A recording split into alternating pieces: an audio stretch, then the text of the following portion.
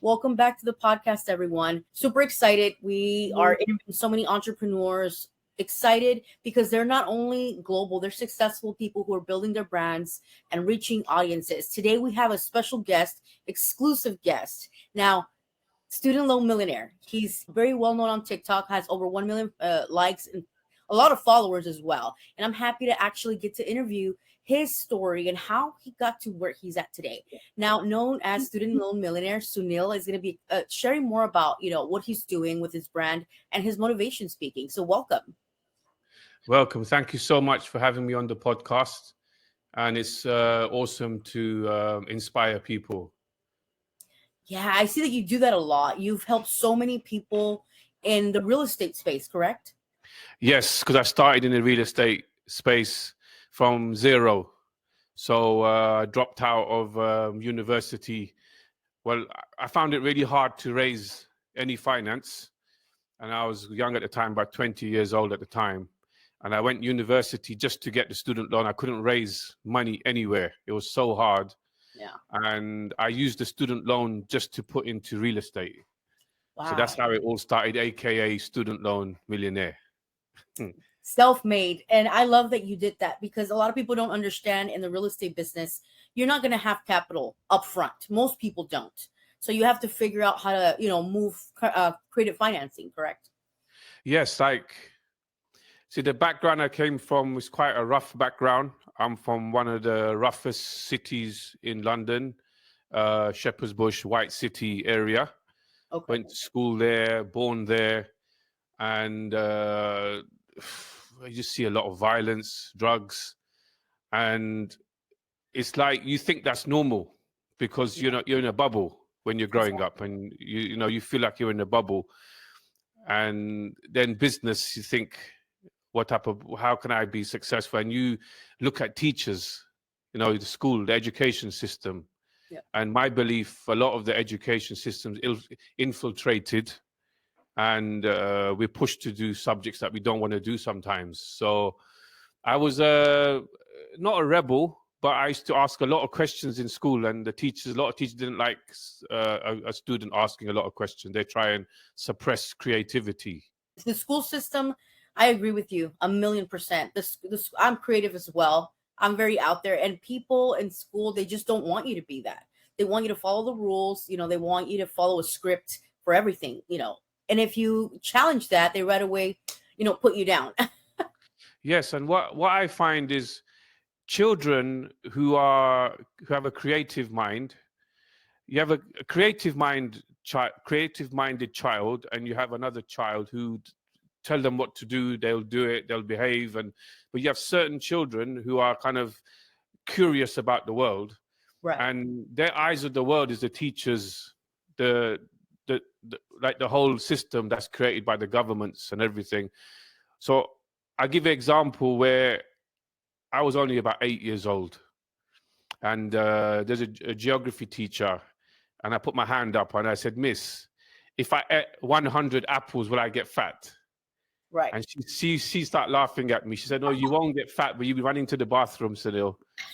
And she thought I was joking because I was so curious. At the age of 11, I'm asking where babies come from. Right. Where babies come from. I'm just everything. I'm as a sponge. But I find as you get older, that creativity is suppressed. I don't think it's deliberate, but it's suppressed. Yeah. The education system, they want soldiers and workers. They don't want people who are going to be the next Henry Ford, the next Elon Musk. Exactly. So the 1 or 2% don't want all of these people to come up to that level. But as a young child, I was trying to break out of that system. I said, "What is this? Why are you teaching me to dissect the eye of an animal? What do I learn, miss, out of dissecting the eye of an animal if I want to make money?" Right. And things like that. So, and I think you found right there since you were little that there was a glitch in what you were getting taught because you wanted to make money, you wanted to be successful, and you right away noticed, hey, this is not going to get me there. This is just to kind of keep me in line, and I can relate to that. When did you finally decide, like, hey, you know what? I don't think this is going to be my life as I grow older. So I'll say a turning point in my life was when I was in college. So in the UK, you go to school. then you can go to college, and after college, university, like Harvard. We have Oxford here. So I was in college, and in Hounslow, around the corner from where I live. Yeah. And I was the culture in college in the UK, in my opinion, is drink, weed. It's standard. It's a standard. Yeah, right. So I was into drinking and weed and everything, and I was like in with the wrong crowd in essence, but I was still studying. I wasn't this disruptive student. I was still studying. It was part of the culture. We call it sessioning in the lunch break and whatever.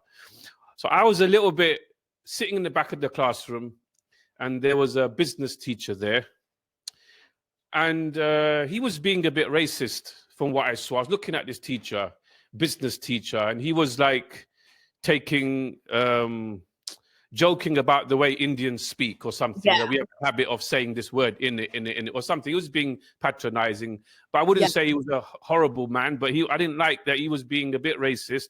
Yeah. And the paperwork he was giving was a bit like not good. He was being patronizing to the students. So I put my hand up in the classroom, and I looked at him and I said, "Sir, I want to ask you a question." He said, "What, Sunil? What do you want to ask me?" And I said, "What businesses have you run?" Exactly. All right. So he looked at me and he said, "Don't be naughty. Don't disrupt the class, Sunil." All my friends were confused. They said, "Where did this come from?" Right. Who knows this character? Where did this character come from today? Right. It hit my heart. I said, "Who the hell are you? I want to know what gives you the right to educate me." Right. But that's what I was like when I was in school, right? Yeah. Maybe there's a side of when you're smoking weed that gives you this insight. I don't know, right? So I was there and I was like in the mood. I said, "Now I want to know." I said, "Sir, I'm not being disruptive. I'm not doing this to cause trouble in the class. I really want to know, what businesses have you run, sir? I really want to know," right?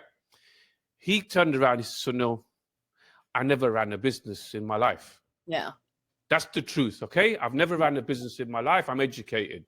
So I said, "How can you teach me to run a business when you never ran a business, sir? Your salary is £25,000 a year. I want to be a self-made millionaire. And you being patronizing, why are you writing these strange things on the samosas and taking the mick out of accents and stuff?" I said, "What are you going to teach me?" The whole class went quiet. I got like this anger, rage, and I went quiet. My mates in the classroom thought, "My God, Sunil's the joker of the classroom. Where's this come from? Why this guy's got another side." So I went quiet. The teacher carried on the classroom. He just goes, "Okay, that's your opinion." He carried on in the lesson. And I decided when I went out from that class, I said, "I'm not going university." Nope. And I studied. And I got a place in university because I stopped smoking, drinking. I focused on my exams. It was a BTEC National Diploma. Oh, okay. Part of it was coursework. Okay. And 60% was exams, 40% was coursework. Okay. And what I done, I stopped drinking and smoking. I told my friends, "Listen, I've got exams. I want to pass." Right. So I just said, "Look, I'm stopping drinking, smoking, weed, whatever, leave me alone." And I focused on the exams. And to tell the truth, because I'm here to tell the truth, couple of girls in my classroom, I said, "Can you give me the assignment that you've done? Yeah. And I'll change the words." I said, "I will change I promise you won't get in trouble." Yeah. I've revised. I've passed the revision side, but this coursework stuff, I'm not interested in this task. So please give me. So one girl in my classroom, she gave me her test paper.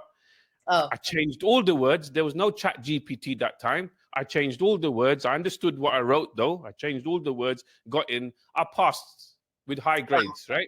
Yeah. And I had a place in university, but I really decided, I said, "I'm not going university with a lot of these teachers again. I'm going to be with these teachers, and they're not teaching me how to run a business. I want to know, how do I run a business?" Right? So for those 2 years, I was DJing, smoking, drinking. We could say nearly 2 of the best years of my life. Right. And then I had a lot of personal family problems. Unfortunately, a lot of bereavement. and I had to become a very responsible man. I don't really share it on social media. I don't share a lot of personal stuff on social media, but I had a lot of personal stuff, and I stopped drinking, smoking, gambling straight away. I had to become the man of the family, right? And then I was on the path of reading. I started to study. So I said, look, these teachers, I'm not going to university. I started to read autobiographies of self-made millionaires only. Right. Richard Branson was inspiration, Henry Onassis, Henry Ford, McDonald's. And I just put myself into completely Tunnel vision. Tunnel vision, sidestepped away, reading. So read so much that I like to just in the bathroom with the book. Right. Now you got audio, but I used to be in the bath, my skin used to wrinkle. Because I wouldn't read a book if I didn't understand it. Yeah. Right? I would read a page 2-3 times and write notes. And I said, I want to know what made these self-made millionaires. Exactly. I said, forget these teachers. I'm doing my own analysis now. I'm not dissecting the eye of a cow. Yeah. I'm dissecting how do I become a millionaire? And I read 5-6 books, self-made autobiography books of self-made people. It took me 5-6 months. And my friends and family said, what's happened? He's got possessed. And I read and I wrote notes. And I said, I got it. Every single self-made millionaire that I was researching, the number one attribute was persistence. Yes. They never gave up. Once they believed in something from their soul. Yeah. Once they believed, Henry Ford in an engine, he didn't give up. Richard Branson, to make a student magazine, his dad, he wanted to leave school. Richard Branson, dyslexic. He wanted to leave school.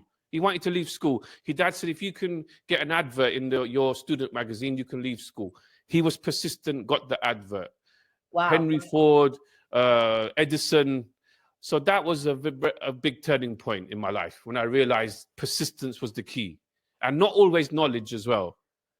Yes, and I tell the people that are coming in, like the younger people, you can't give up. It's not going to be easy. And millionaires just figured out how many ways not to do something.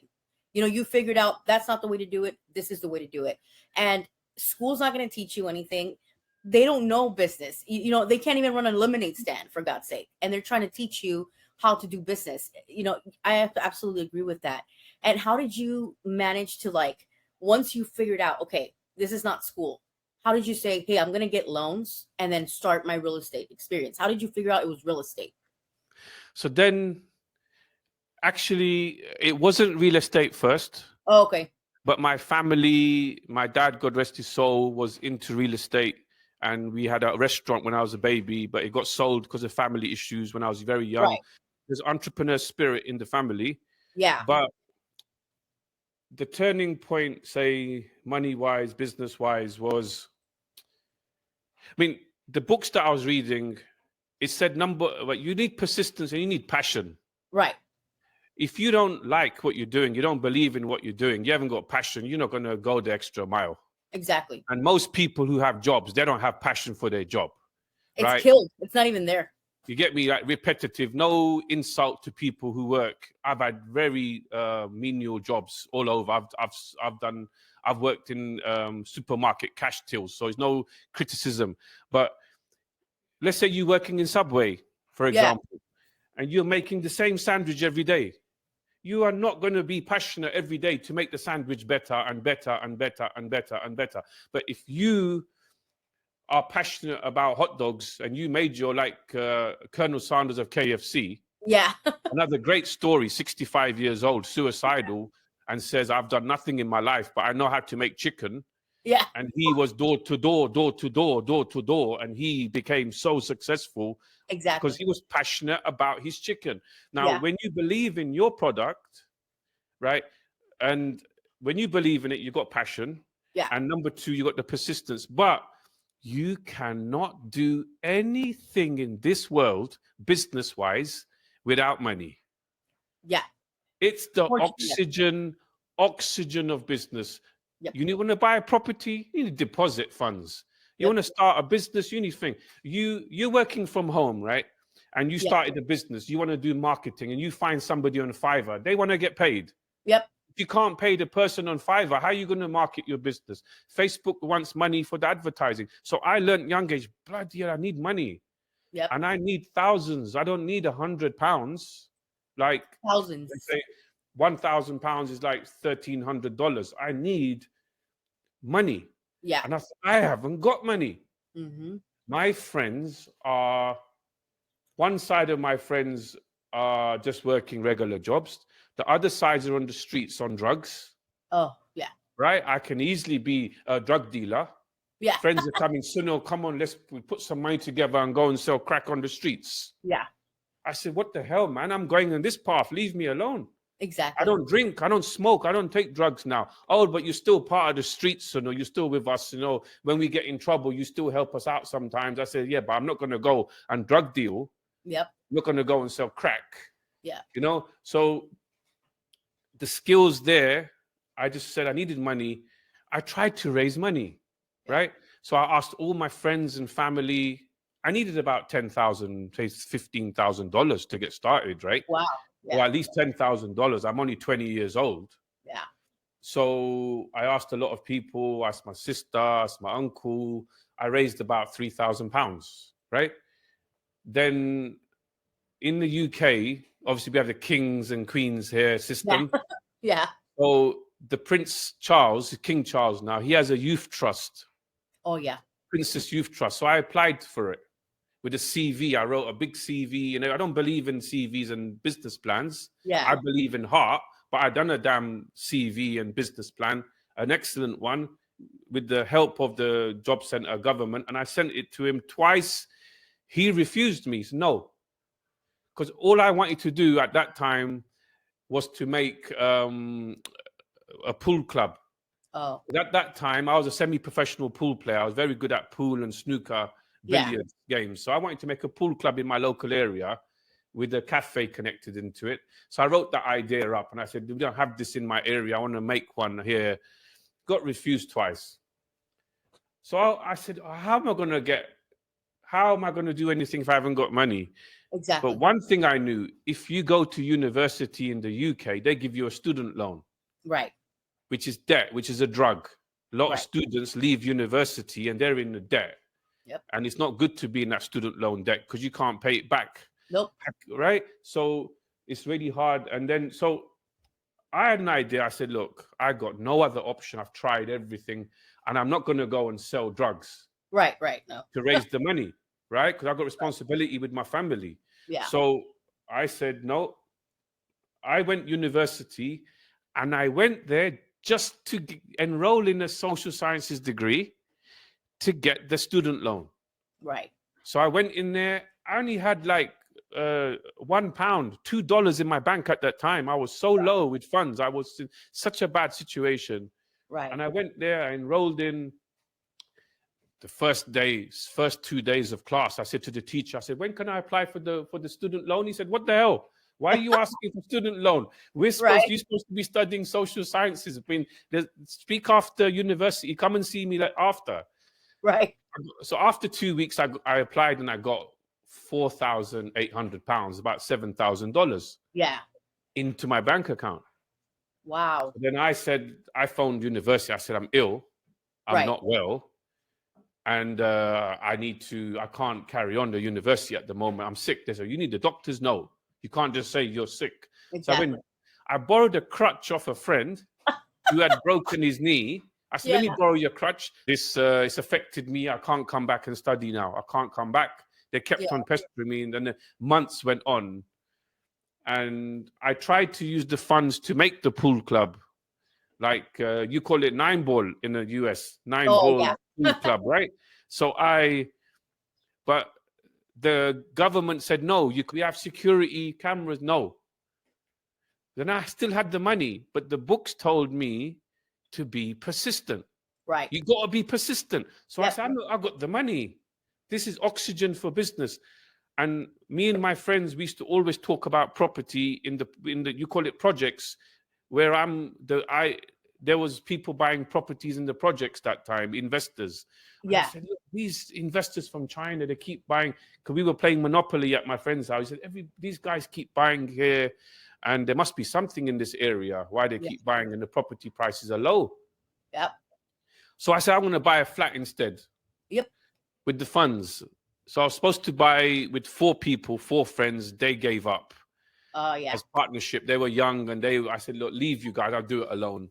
And then I just I went to an real estate agency, and I got found a property right where I used to go to school. £60,000 only. Wow. 2-bedroom. This is 28 years ago now. Yeah. Like $60,000, $80,000, 2-bedroom, and I put offer in to buy it. Wow. They said, how are you going to get a loan mortgage from us? You're 20. You don't got no credit history, credit bureau. What are you? You're going to default. Exactly. But I used persistence. Yeah. And the broker said, we can't work with you no more. We cannot get you a loan. I said, no, I've told the agency that I'm going to get the loan. And then he said, you can go and see a bank manager, and that's your last option. If he says no, then forget it. Yep. And that bank manager, I was so enthusiastic with him. He gave me a chance, and he gave me the loan. Wow. You sold yourself, basically. Yes. I put a suit on, first time, watch, and I looked him in his eye, and I learned what the books were saying. He said, look, the bank is telling me to decide, not head office, if I can give you a loan. Exactly. And he says, I don't know what to do. So it took him an hour walking up, and he goes, can you handle the loan? Can you handle the mortgage to buy a property? I said, yes, give me the mortgage. That's all you need. Yes. And he goes, I'm going to give it to you. Then he said to me, go and get a work reference. I need a permanent work reference for this job, for this mortgage. So my friend had a company. He gave me a permanent job. And I went in and I said, here, I've got the permanent job here. I'm working in IT. And my friend had an IT company, because IT was big those days before the bubble. And my friend from school, he said, look, I'll give you a permanent job. And he stamped it. Wow. And that's how I became. So a lot of people I meet, they're always so hard. Oh, we can't buy property. We can't do this. We can't do that. There's another level in a human. There's another level. And if you can tap into it, but you have to go through immense pain. Yes. So I bought that for 60,000. Wow. My friend was a realtor, and he found me a tenant. Okay. My tenant moved in with his wife and child into my property, doing what I could I couldn't afford the builder. And the deposit he gave me, I started to pay off my debts. Right. Because I had debts now. I had £10,000 debts, but I was paying everybody off. Right. I was paying my friends off, and I started from the rent profit. I was paying them off, and I was making about £500 profit a month. Right. Right. So it's like this, right? Look, I've got this book here. I write like goals. I'm still now, the age I am, I still write goals. Now, if I write a goal, and this is for the listeners now. Yes. When I write a goal or I go for something, my mindset is I will give my life for that goal. Exactly. Now, how many people are going to say, I'm going to give my life for that goal? Do you know when you're going to say, I'm going to give my life for that goal? Because I come from the streets, right? Exactly. And let's say my area has a problem with another area, and we have a gang fight, for example. Yeah. Right? So there's a mentality, we're giving our life, like we're going to go and fight. We don't know what weapons they got in that area. Right. We don't know what they got. We're going there. So that's the attitude from a young age. It's like, bloody hell, I'm fighting to the death here in a way. But not that violence, I'm saying, but the mindset I had as well. It was like, what do I do? If I don't succeed, there's at one time in my life, so when I say gangs fighting and all this, that's just a little bit off track. Oh, yeah. At one time in my life, I didn't have enough food for groceries, okay? I didn't have enough food for groceries. So there was no option, right? There's no option. I have to get on the streets and hustle to get food in my fridge. Now, how many people listening to this podcast today have never had enough, had a situation in their life, they didn't have enough money to buy groceries? Probably, I could say a good percentage. Right. So if you have had a situation where you had to budget what food you're buying for your groceries, what you're going to eat for you and your family. Now, that should give you enough anger, Yep. enough get up and go, Yep. enough like, no.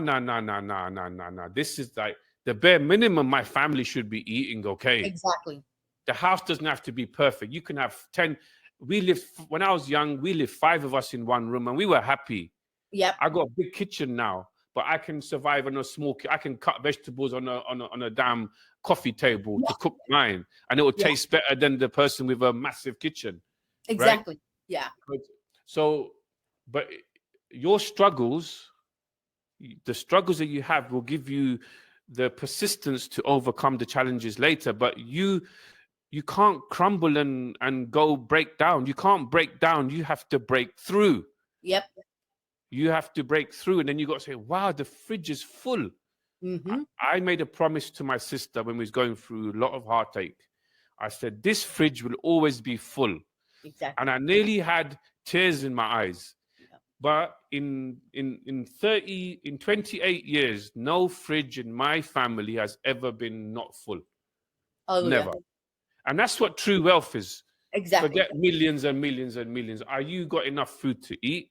Exactly. Are you living in a place where you want to live? After that, the Lambos and diamonds and all this is marketing crap, in my opinion. You don't need that. You don't need the Lambo. You don't need the diamond. You don't need the jewels. You need a big heart, and you need to make sure you got enough money to eat properly. Yeah. You know? No, and that's absolutely true. I came from a background similar to that, and I can tell you that it humbles you, man. And it makes you hustle like nobody else. You outwork everybody because everybody's had comfort, you know. In comfort, you don't grow. Yes, yes. And I love that you family is your like priority, because you know, growing up, like I'm Mexican and immigrant, like when you don't have something to eat, that's the worst pain you can experience. I struggled too. Like I had to eat mayonnaise and bread because my dad was working 4 jobs just to make ends meet. And I would say, why are we poor? Like, why are we so broke? Like, why? This is not what I want to do. But I didn't realize that they were trying their best. So I can relate to that. Yes, it's like when you go to the grocery store with change. Yeah. You don't have big notes, $5, $10, $50 note. Yeah. You're going with change now to buy stuff. Yeah. This is a hard situation now when you're trying to buy bread and you got to go with the change. Yeah. So that's pain. And I turn pain into power. Yep. See, I just made the quote now. Yes. In the 30-minute of the podcast, I turn pain into power. I don't turn pain into breakage, you know, and into disaster. And into, oh, look at him. Oh, look, he ruined his life and he's on drugs. He's on alcohol. Look at him. You turn pain into power. Yep. And I admire that. And I think entrepreneurs and self-made millionaires, they're the first generation. Most of them are starting from zero. I think that generational wealth is going to start kind of diminishing through the years. And self-made people that have struggled now are going to be the millionaires of the future. Yes. You see, there was a quote that I made 2 days ago, right? Yeah. So what happens? Oh, it was a really intriguing quote. It's like, it takes so long to learn how to make money. The system's designed that way. Yes, it is. Right? Yeah. It takes so long to learn the system and to actually get cash in your hand because we're going for assets. Exactly. And usually the banks are controlling your asset. Yep. It takes so long to learn how to make money. And then when you finally make money, you're too old. You're too old. You're too old then. You're hitting 60 years old and you cracked it at 60. Yeah. And now you have like 10 years left. Exactly. So you want to crack it at least by 40, 50. Yep. You want to crack it, and then you want to exit and do what you love and passionate about. Like me, I want to come out of real estate in the UK. Yeah. And I want to build a portfolio in Dubai, in the UAE. Yes. Right. And I want to start a real estate business there. Then I want to start a cafe because the family, we sold our restaurant in 1973 because of family issues, right? But I'm here. I'm a bloodline of my family now. Exactly. And I'm passionate about food. And I'm more passionate about food than I'm about real estate now, right? So now, when I open my first cafe in Dubai and then UK, maybe US, I carry the dream. My father's Exactly. dream came back alive through Yep. me, right? Exactly. Hmm. So, and here's a really amazing fact, right? It takes 3 generations to lose money. Yes. Okay, I make money. The UK system is not designed for you to get rich. It's not designed for you to get wealthy, right? Maybe the US is the same. The Yep. system not Same designed, thing. right? Now, I worked hard and I overcame so much to make some money. Right. Now, I might not fully enjoy my money, but my daughter will enjoy the money. Right. Second generation, my daughter's children will lose the money. Exactly. It is a known rule in this world, unless you teach the children and you have trusts and they Exactly. can't just sell the property, a bad husband, bad wife, and the properties, all the assets are gone, Yep. right? Yep. And it takes three generations to lose wealth. So this is mind-boggling as well. What we're searching, what we work so hard for, it can be lost in the second and third generation. Yep. So if you're going to keep generational wealth, you got to write books. You need podcasts. You need, like, your children or your children's children, Ali, they need to watch this podcast and say, look what Yes. she represented. Look how hard she worked to build this marketing agency. We better keep it going. You're not selling it. Yeah. You're not Yep. selling it. But it's sad because even I think the Rothschild, they've lost wealth, the third generation. Oh, But yeah. they're not hungry. They're not strong. They're not hungry. They're not strong. They You don't know? have it. Yes. And that's why the new generation that, a lot of startups are coming up and I tell them you need to have a blueprint. If you have trusts, maybe own part of a portfolio of real estate and they can get some royalties, but don't give them everything either. I think you should just give them so they can survive, so they don't have to start from zero like we did. Yes. Yes. Yeah. You have to educate them all the stuff. I've got a nephew. He's 18. He's doing a work placement. He didn't go university. Maybe part of me didn't rubbed off on him. He didn't go and study. He got a work placement and he's still studying. So he's 18. He's in no student loan debt. He's making an income and still studying. And he has a side hustle on social media. Wow. He's 18 and he's Wow. earning the same as some people who's 30 or 40 already. Exactly. And he's not in debt. You see, a lot of people, I'll give you an example in England, right? A lot of parents, they love their kids. They want the best for them. Yeah. They went university themselves. It didn't work for them. And they pushed their children to go university. And the children go university and they get big degrees, right? But they get a job in the opposite field. Yeah, they always do.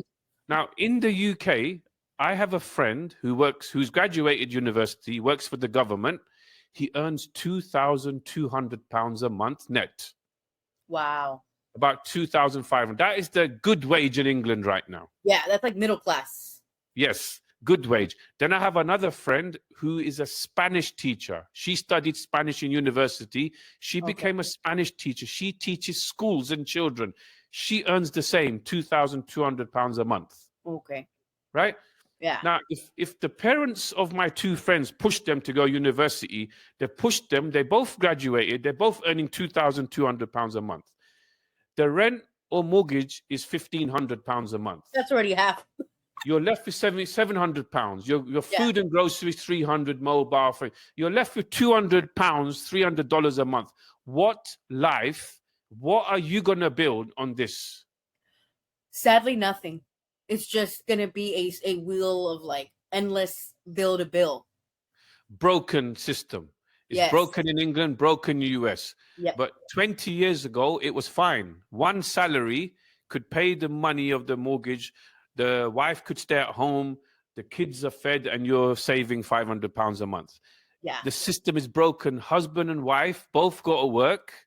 They got to pay a nanny and they still don't have money because the US and the UK government created a system like, let them just survive. Yeah. Let them survive. Yeah. And we'll just control them through social media. Exactly. And now, if you don't listen to podcasts like this and learn the secrets where you should be into Bitcoin, in my opinion, you have to have a piece of Bitcoin. You have to have social media to promote businesses, promote your own businesses. You have to have a small knowledge of the S&P 500. And if you're young, put put your money, maybe £1,000 or $1,000 a year and compound it for 20 years. Exactly. Like, you have to know what's happening in the UAE for the future. Yes. The whole Yes. world having wars, but the safe haven is UAE, not Switzerland now. It's UAE. So you have to have a holiday, a vacation there. It's still a low property market per Yes. square footage compared to England, Hong Kong, and it's got anywhere. much better lifestyle and safety than these countries. You Yes. know, exactly. Yeah, you can, in the UAE, if you can get a golden visa, it's a lifetime 10-year visa, Yeah. and you can invest, say, £200,000 to £300,000. You Wow. can get that, or you can start a business there. If you start a 2-year, you can start any business there. 2 years, you'll get Emirates ID. It costs about about £5,000 to set it up on average, and you can get into Dubai that way as well. You can And that's get good to know. Yes, and you don't need an office space. You can have virtual office space, and you can get going in Dubai. And then you can bring your staff members over, and there's a lot of avenues in. And another thing, you can get a mortgage in Dubai as a non-resident mortgage of 75%. Wow. Well, 65. So 65% mortgage you can get right now in Dubai as a non-resident. And you can keep your residency in the US or the UK, and you can buy. And the check, let's say you want to get a mortgage, you found a place in Dubai off plan or a new place, and you want to earn a place that's existing already. Yeah. You want to buy it. The income check now, what are they going to check? All they need is for you to own a company in America or England, an LLC in America, a limited company in the UK. You just have to prove you own it and send the documents to the bank in Dubai. They're not going to check the income of the company. They're going to check your personal bank account, how much money on a monthly basis is coming in for 3 to 6 months. Exactly. You need at least $10,000 or 15. You wanted to buy something $150,000 studio in Dubai. You would need, on average, say roughly, I'm estimating $10,000 a month in your personal account coming in. You just have to show I own a company as well, right? You get the mortgage. People are getting mortgages like hotcakes in Dubai that way. And I know, because I just interviewed somebody that's in Dubai that moved from Denmark and, positioned his business in Dubai, and taxes are much easier there as well. Like that's where everybody's doing it. Yes, and there's no tax. If you own a company, you're going to get taxed 9% on the income. Right. If you do things in your personal name, now if you're buying real estate in your personal name as a non-resident, and you don't pay any tax on the rental income, if the property doubles in value, you sell it, you don't pay any tax on the equity gain, right? If you have a job, you don't pay any tax on your salary. Now, in UK, if you earn £100,000 in UK right now, they're taxing you nearly 50, 60%. So what's the point going university and studying and getting into the rat race, and they're taxing you 60%? Yep. There's just no way. It's not as if England and US, they're poor countries. They have the money printers. They have the capacity to print fake money. Yeah. They print all this mortgage money, loan money. It's all fake. The banks don't have it. Yeah. They create it. So it's a rich country, right? Yeah. UK is basically a lawless country, right? I'm a positive person, but I'm a realist. It's a mafia safe haven. Like in the UK, you can smoke drugs. If the police catch you smoking drugs, don't do that. Stop. If they catch the dealer, he's going to go prison. Wow. Right. Yeah. You're allowing them to smoke pot in the street and say, don't do that. But you're not punishing the user. Like in India and UAE, if they catch you smoking, you're going jail 5 to 10 years. And I think they even off you if you do something more than that, right? Right. So there's much more stricter rules. Like you can get sometimes lashes and stuff, but it's a bit easier, not that kind of gruesome as it was before. Yeah. But but this is an off-track opinion. No, you're good. Right. In the UK, right? So this opinion of mine, they allow people to take drugs. right? Oh, If yeah. I'm smoking pot now, the police will have a look. How much have you got? I've got two spliffs. Okay, look, don't do it again. We're gonna put it in the record. No charge for you. Behave yourself. No Right. criminal record, nothing. Just a warning. All Yeah. right. If they catch the dealer, they'll confiscate him, have a big court case, everything on the dealer. So what they're doing is letting people smoke, like in Amsterdam, but they're going for the dealers. When they go for the dealers, they take the income. They take what they catch and they do, if it's a court case, they estimate how much did they make out of drug dealing and they do a confiscation order. So it's Oh, like the police is used to catch these people and take a chunk of their drug dealing money. it's a system. Yes, where the UK, when they took over India 100 years ago, the UK, they were the biggest drug dealers in the world at the time. They used the East India Tea Factory to ship opium to China. A lot of the wealth of UK came from being drug dealers. It's a fact. Wow, I didn't know that. UK government couldn't sue me. Anyone can go and Google it or research it. The East India Tea Factory was used to send opium to China, and they made all the drug addicts in China. Then the government stopped it, and then the wealth came back to UK. They don't do it no more, but they allow the mafias to come into England and bring in drugs. And when they catch them, they say, "Oh, we got a piece of this pie now. Yep. We It's a got a piece of business. this. We got a piece of we confiscated 10 million pounds." I don't think they burned the money. I think it gets locked up in somewhere. They say, "Look, we didn't even sell any drugs and we got 10 million pounds." This is just an opinion and I might be wrong. No, you're right, and it's a system that exists. It's a system. You're right. It exists in the U.S. as well. You know, they need drug dealers. They need druggies. They need people addicted to this because it's a business, and they just take the money and they use it for other agendas. See, if no one's buying weed, no one's buying it, then there's no supply chain. But Exactly. you're allowing people to use it. You're allowing people to use it. So why would you allow someone to use something that is illegal? Right. Right. And even they get caught with a little bit of crack or cocaine. Yeah. So I'm letting the podcast listeners see my thought process. This is how I chopped up at 20 years old. Yeah. The education system. I said, "What the hell are you teaching me, sir? What are you teaching me?" And the same mindset is like, you're letting people smoke drugs, but you're going for the drug dealers. You should be going penalizing both. Exactly. If you One want to of them stop is something, business. yes. If you want to stop, like Holland is mind blowing. Holland, people smoke in the coffee shops there legally. Wow, I didn't know that. Yeah, in Amsterdam, they allow Okay. you to smoke. You can buy it in a coffee shop and smoke it. But if they catch the drugs coming in to the coffee shop, they'll arrest the people bringing it in. They have to bring it in very secretly.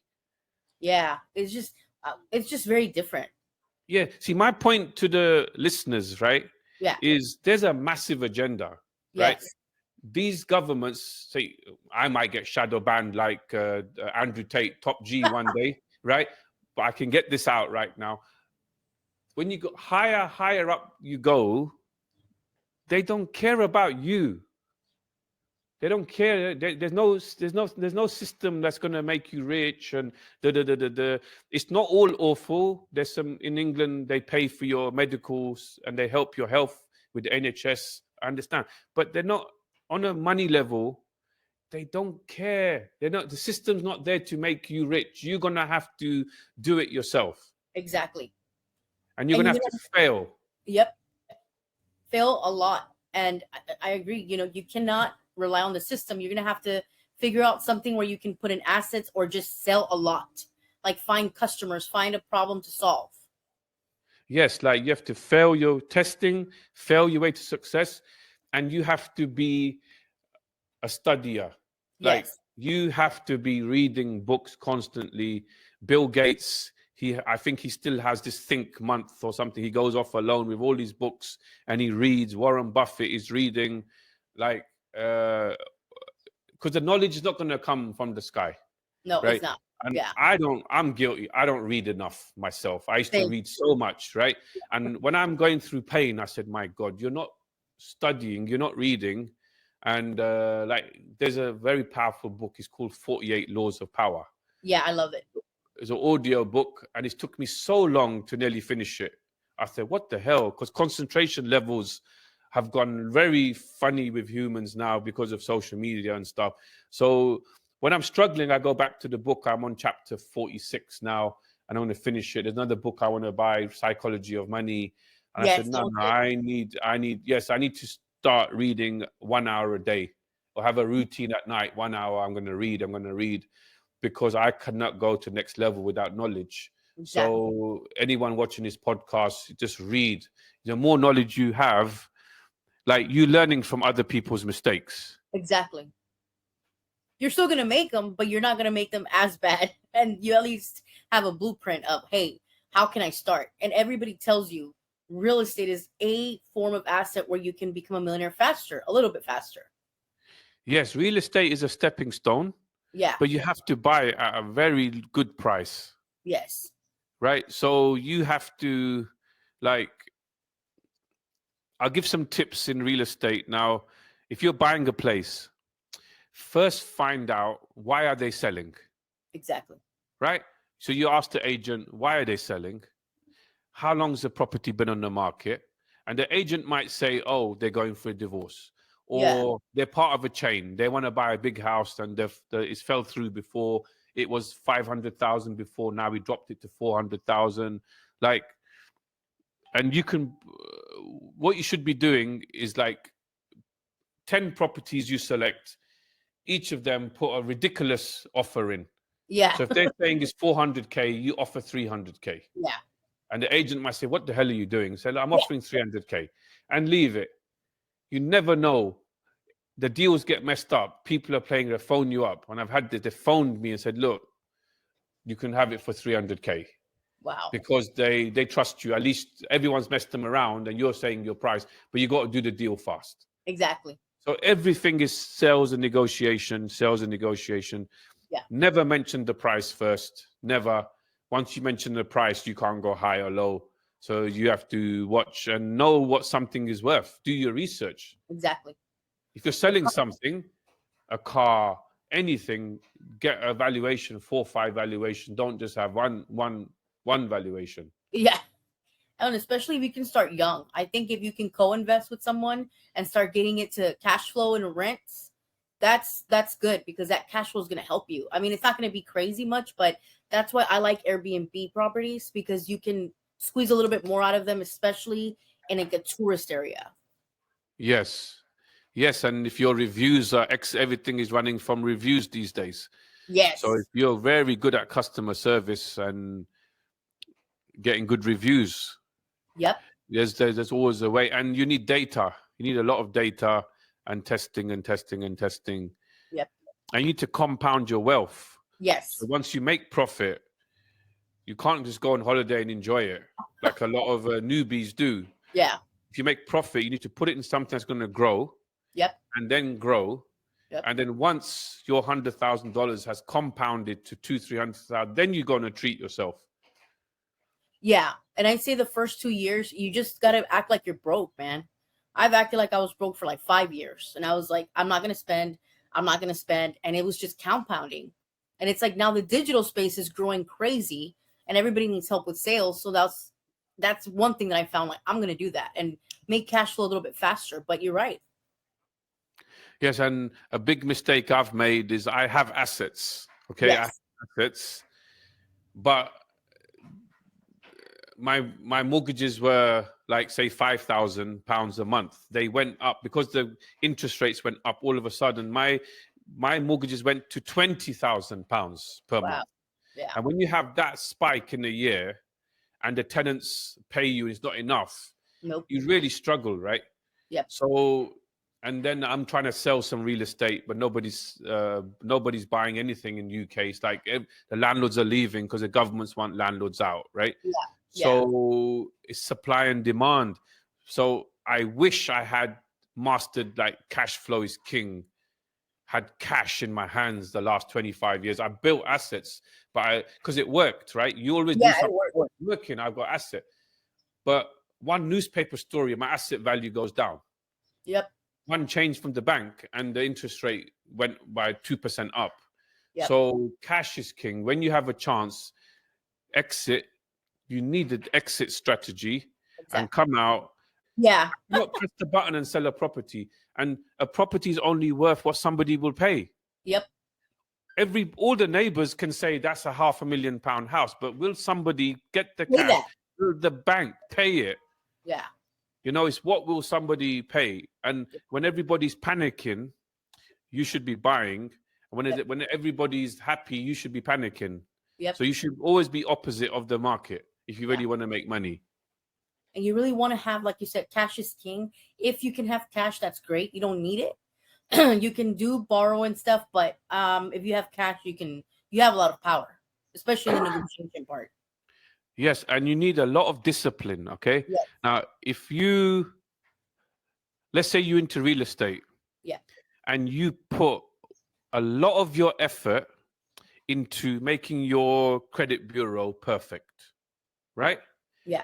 And making your income perfect. All it's hard. I hate it, right? I hate this credit bureau stuff, and I hate taxes, and I hate like doing the taxes and accounts. But whenever I have focused on, look, let's get the credit bureau in shape. Let's clear all the credit cards. I got a lot of credit card debt right now. But when I clear my credit cards and then I get more credit lines, because I've used credit cards to buy properties in the past. It's what can you do if you don't have the funds there? Exactly. You can leverage on a credit card. Yeah. Because it takes 6 weeks for the credit bureaus to update. So I will max out a card and put it down on a property deal. Exactly. It won't update on my credit bureau for 6 weeks. Oh, okay. Right? This is what I used to do when I was younger. So now, like, if you focus there on making your credit bureau and be a master of getting loans and refinancing your properties and doing 0% deals on your credit cards. Like I have a friend, he just bought his first property. After he bought his first property, he cleared his credit cards and now he has £150,000 credit line. Wow, yeah, he used it. With all these store cards, he's taken all these store cards. The secret with credit cards is to use them. Exactly. Never have them just sitting there. Use your credit cards, pay the minimum amount or pay the full balance, but use the credit cards. And then the credit card bureaus, the credit card providers will increase your limit on the cards. Now, if you're really struggling, you've got some credit line of some money if you need it. But you need to be a master of real estate loans, like Robert Kiyosaki, right? Heavy leveraging on loans, but his credit bureau and his what he's done is so good that he can take £100 million loan. Exactly. Right? And this is what the governments do as well. Yep. A lot of governments around the world, they're in trouble, right? They can't tell the population we're in trouble. Every year they take another loan.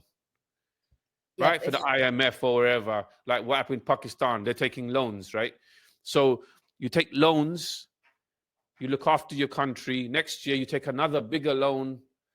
So the whole world is run by credit and loans. But if you can master loans and credit, like imagine you had the power to have $500,000 loan and it came into your bank. I would buy more assets if I could. Right? £300,000 of that you bought lovely assets, but the other 200,000 you just increased your lifestyle. Now that's your salary. Yep. And it's tax-free. Exactly. Right? These loans that you take, so people got a bad relationship with debt, but I would be nothing without loans. Exactly. Right? Student loan, millionaire. I took the student loan. I took a bank loan. Then when the property price went up, I changed the bank and took another loan. Then I bought another property. Then I took loans on 3 properties. It's all loans. It's all loans, I'm using that fake printed money to buy more, and they need me. The governments and the banks need me. They cannot print money unless I say, look, give me a mortgage, give me a credit line. But they've made it tax-free. Exactly. So you can take a loan and buy a Lamborghini and go in the hood and go and say, and they can say, look, he's a drug dealer, and they can do a big investigation on you. Where did the funds come from? Exactly. Oh, you're a drug dealer. You can say, I've refinanced this house and I went to the dealership and I bought this Lamborghini. So, officer, get off my hood or I'm going to sue you. Exactly. So this is a big thing for the listener. You need a good relationship with loans and debts. And learn how to leverage it, because we can't do everything with our own capital. You need capital to make big investments. Yes. And so to kind of go to the last segment of the podcast, everybody follow him on TikTok. I'll make sure I post all of his links. What is it that you want people to take from this, of your journey as a student loan millionaire? What is the main thing you want people to remember you by? That you can achieve anything in life. Yeah. Right? Yeah. Don't be a victim of the past. Be a hope of the future. Mm-hmm. Be confident. Yeah. You need Yeah. confidence that you're going to overcome your challenges. Yeah. Challenges are going to come. This life is a bitch. Trust me. For me, I'm not one of those motivational speakers who says life is roses, because life hasn't been roses for me. Exactly. Yeah, there's a volcano. There's a fire inside me. Yeah. And it can come out at any time. But that fire, I can make food, or I can burn a house down without rage. Whichever one. Right. So when I leave this world, I want it to be remembered that this was the greatest motivational speaker. Yeah. This is what I want written on my tombstone: greatest motivational speaker, because I lived by example. Yep. And I'm saying, if you study enough and you fail enough, you can achieve anything in this world. But you have to put in the work. Goals can be achieved, but it might take you 1, 2, 10 years, 50 years. It might take you ages. So if you want me to motivationally speak in any event, just hook me up, like at Student Loan Millionaire. You got to check the spelling, because there's 150 fake. Oh, yeah. Taking money from people, and please be careful. Check the spelling, like it's written here, at Student Loan Millionaire on my YouTube, TikTok, Instagram, and at Student Loan Millionaire at gmail.com if you want to hire me to speak. And I just want people, I would say, see, I hate to sound like I'm a show off or brash, but I'm a master of achieving goals and delivering. Like I've helped friends buy houses, they couldn't believe it. All I said, imagine the keys are in your hand, but you can't have blind faith, right? Yeah. Another thing, don't believe. I know, believe you're the best, believe you're the best. Know that you're going to achieve it. Big difference from believe and know. Like a lot of people believe in God, believe, like, I'm not overly religious, I'm more spiritual. I know I have 2 arms. I know there's a microphone here. I know it. I don't believe I have 2 arms, and I don't believe I have a microphone here. Like, I know that I'll be speaking on stages all around the world, right? And that's been a goal of mine for 8 or 9 years. And I know I'll give my life for that goal. And I know I've got to put in the work for that goal. Exactly. I might have to do Guinness Book of Records and do motivation for 12 hours nonstop. But it's hard to gauge. It's not like money, motivational speaker. How do you gauge it? But how many lives you change? Exactly. How many people you inspire? Yeah. So just never give up on your goals. We don't work 9 to 5. We work start to finish. Yeah. Not how hard you fall, it's how hard you bounce back. Yeah. And stay off alcohol. I think alcohol is poison, destroys families. I've had lots of problems in my family due to alcohol. Mine too. Right? And it's a poison. It's a poison. It just destroys the families. It hurts the families the children around more than the people who are unfortunately drinking. Yeah. So it's destroyed a lot of my family generations. First time I'm kind of saying this. Drugs as well. Stay away from like class A drugs, right? Stay away from cocaine and crack. And gambling is another awful thing. I've had a round of gambling before. People do a lot of suicide over gambling. And just get a book, sit down with nobody around, write down, what do you want in your life? What do you really want? Now, if you write in the book, I want to write a book. Say, just get any page, write it to yourself. I will write a book within 12, 24 months. Exactly. I will have the keys of one property within 24 months. If you don't want to put a date, say I will. Now, when you've got 5, 6 things in a book like this, then don't show it to anybody. Yep. Just read it to yourself, right? And give your life for it. I'm not talking about suicide. I'm talking about, wow, put everything into it, Yeah. every damn thing into achieve. Because now you've written something that's personal to you, and you're Exactly. not going to waste time on rubbish. You're not Exactly. going to waste time over here, over there, over there. And when it comes to money, your best friend can become your enemy, and your enemy your best friend. If you Yes. loan out money to anybody, secure it on their house. Loan people money they don't want to pay. I feel like smashing them up, then I'm going to get arrested. So court cases, you know how expensive money claim court cases are? They go higher than the actual debt. Exactly. Right? So when you're loaning money, loan it on an asset. Yeah. Right? Or I mean, family. I'm just giving that. Have the Yeah.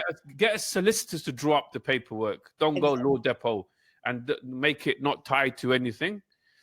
And use your money wisely and just achieve your dreams. And true wealth is generating joy when you're walking through hell in this life.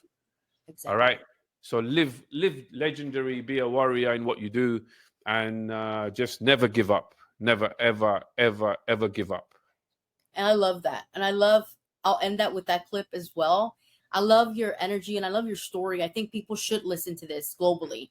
Once I release it, I think people can also learn a lot from what you're doing in the real estate and Dubai. I mean, definitely that's going to be the new thing happening the next few years for you, right? Yes, because I see myself as a soldier in the field. Right. Come up all over social media. They read 1,000 books. Yeah, they've never had a battle.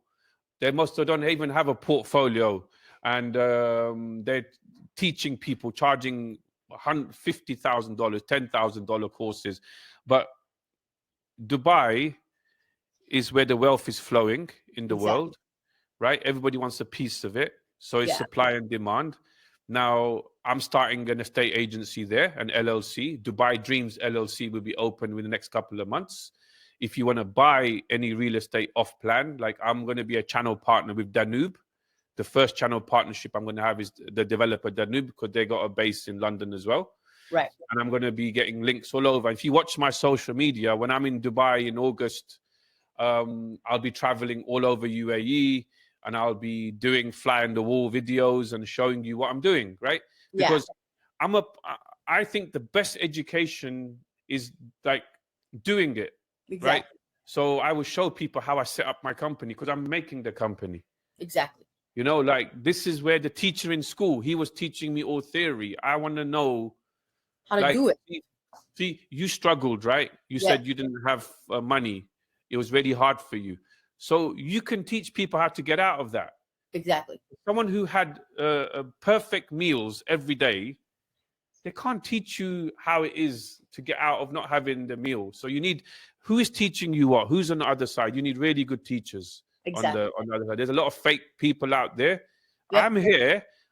Student loan millionaire. I didn't create the name. My friend said, "Why didn't you're student loan millionaire?" I said it wasn't special. I went university to get the loan because I had to get food in my fridge. No, but what you done was great. So this was born out of people telling me. And when I looked at the industry, I said, who are these people? Like, social media is great, but there's a bad side to it as well. You can get hooked on the wrong people. But everyone needs, even if you're really shy, you need a YouTube channel. You need your socials updated. This business now. This is business. You know how much money people make from successful YouTube channels. They're traveling the whole world. Like, I think I should travel the whole world and give business advice and put it on YouTube. Yeah, if you ever need to push, let me know. I work with groups that can push you on social media. Yes, great. And see, I done a promotion today on my TikTok, and I'll share it to everybody here.